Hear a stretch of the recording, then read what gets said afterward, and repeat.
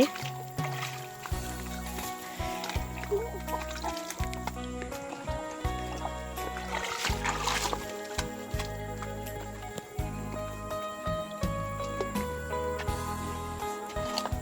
สบายดีทุกค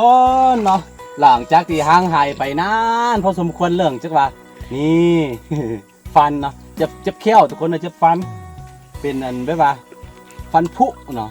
เป็นเขี้ยวแมงกันนะบ้านเฮาเนาะเขี้ยวแมงเนาะจนแตกหมดแล้วก็โอ้มันเจ็บปวดอีหลีบ่ได้กินบ่ได้นอนเนาะประมาณเกือบเป็นเดือนเลยหมดเดือนนี่บ่ได้เฮ็ดหยังเลยเนาะแล้วก็บวกกับว่าพอดีเคลียร์เรื่องดินเนาะพอดีดินนาที่เขาซื้อไว้นะถึงจีนดึกทิ่มหมดเนาะแล้วต้องมีกันห้องฟ้องเป็นอย่างนั้นเขาเรียกว่า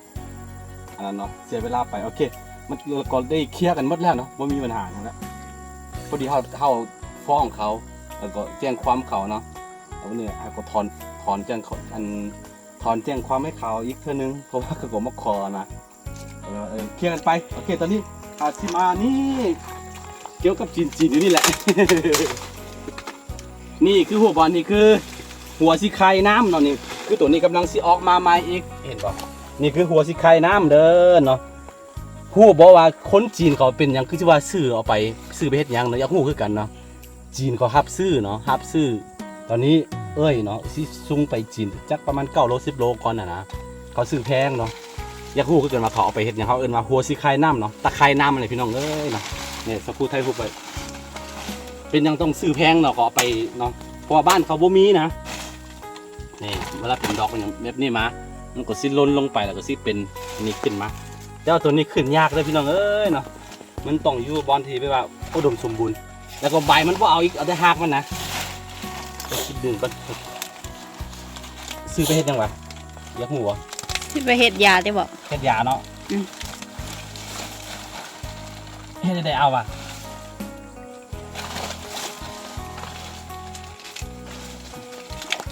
โอ้เขาลืมเอาผ้ามานะจริงๆเขามาเอามักไฟแล้วก็ทำมาเห็นนะ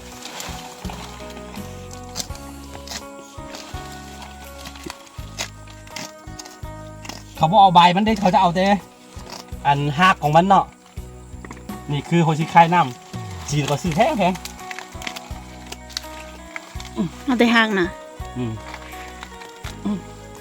เอาที่ส่งตัวอย่างไปให้เบิ้งเอายากเลย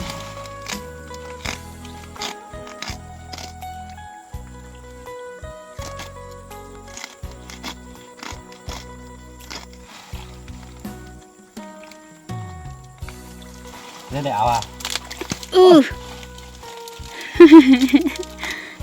ว้าตัวนี้เธออย่างนู้นนะคือที่น่ะเรียดิบ่ได้ตัวน้อยในเบิ้งก่อนต้องเอามีดใหญ่มาจึงตัดได้อันนี้เขาโดยเอามีดมานี่เกี่ยวมันง่ายเหรอ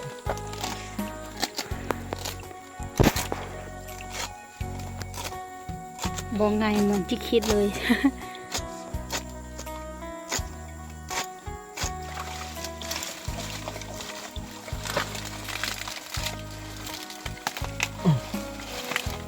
ไปเฮ็ดจังหวะไปทำยาค่ะโอ้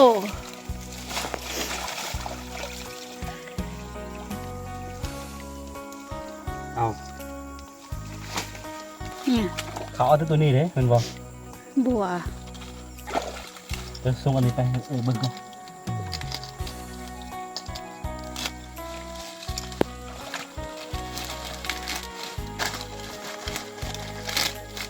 โอ้ว่าเอาแต่หักคือว่าปัดหักทิมนี่แหละพอสิได้มายากเลยพี่น้องเด้อนี่คือยาจีนก่อนที่เจ้าหู้เกี่ยวกับสมุนไพรดีนะยาโอ้มาน้ำหินเลย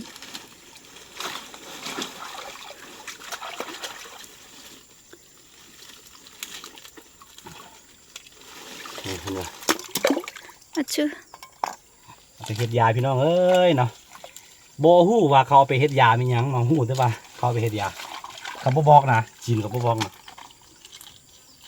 เดี๋ยวจะซื้อตลอดเดี๋ยวมันก็สูญพันธุ์แหละว่าเขาหาด้วยเนาะ ใบของมันลักษณะใบของมันก็จะคือ หัวสีคายคนเรียกว่าหัวสีคายน้ำโอ้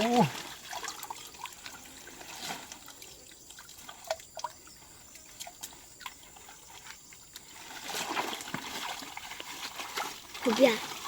ที่ไหน ให้มันก็พอเลยกันเนาะเราเชื่อไปซ้ำนี่ ก็เป็นตัวอย่างให้เขาเบิ่ง แต่ตัวเมื่อกี้เขาปาดไปกับไปซะมันที่ตายแล้ว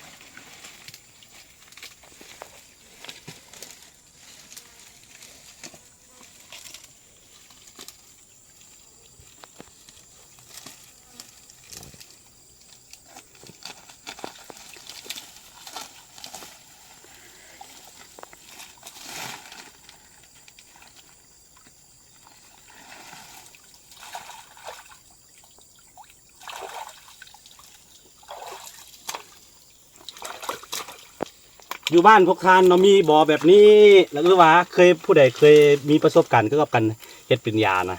ยักหู้นะเพราะว่าเขาได้สงสัยได้จินบ่บอกเลย เนาะ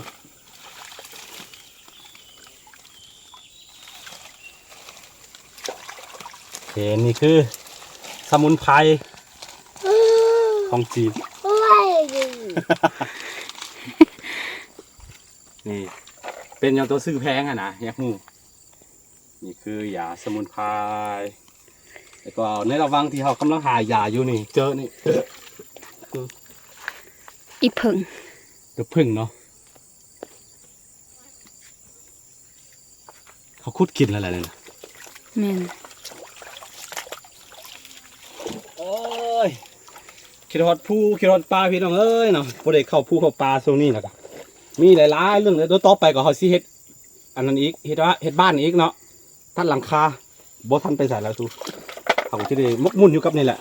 จนกว่าเลี้ยวเวียกเลี้ยวการพ่นแต่ตัวเสาคู่ก็ไปใส่บ่ได้อีกแล้วเนาะน้องเริ่มใหญ่ละ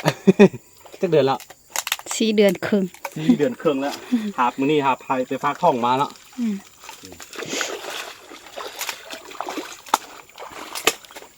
คือพวกนี้มันจะอยู่ตาม มันจะขึ้นตามหินแบบนี้ครับข้างๆหินเนาะบ่ในทีแบบว่าปลาบ่อุดมสมบูรณ์มันสิบ่เกิดขึ้นในตัวนี้นะมันจะอยู่ใต้แบบว่าปลาใหญ่ๆตามมักหินแบบนี้เนาะอย่าไปฟักเอ้ยก่อนเพราะว่าเอ้ยเขาสิส่งไปจีนนะพี่สาวไป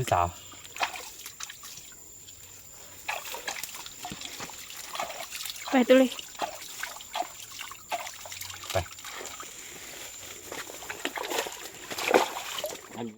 นี่ได้มาแล้วทุกคนได้ยินว่าเขาซื้อได้ห้างสินะซื้อได้ตัวนี้เนาะหรือว่าบ่แน่ใจก็เลยเอาไปทางนี้เพราะว่าเอ้ยอยากเอาตัวอย่างไปส่งกลับไปจีนหัวสีไข่น้ำเนาะบ้านค่อยเอิ้นตะไคร่น้ำนั่นแหละ มีดอกนึง เสือว่าหลายๆพื้นที่น่าจะมี แต่ว่าถ้าเป็นฝั่งลาวนี่หลายบ่อนเขาไปเก็บมันแหละซื้อเนาะเรือฮักไว้มันก็สิขึ้นมาอีกนี่ อันนี้ติเดียวนี่ นี่คือการตามหาสมุนไพรเนาะเขาบ่ฮู้หรอกว่าเขาไปเฮ็ดหยังแต่ว่าคนจีนเขา พี่เชฟแล้ว จะมีกินแม่นบ่ กินเพื่อน เขาสิขายเลย บ่แม่นหัวคาน่ะ อ๋อนี่คือดอกมันไปประมาณนี้ทุกคนผู้ใดฮู้ก็ลองแนะนำมาเบิ่งว่าเคยเปลวมั้ยหยังไปเฮ็ดหยังเนาะไปใส่เกี่ยวกับหยังเนาะการรักษาหยังน่ะ ดาดี พออยากฮู้คือกันนะจีนเขาซื้ออย่างเดียวบ่บอกนะโอเคนี่คือคลิปวิดีโอไลฟ์ในรอบหลายวัน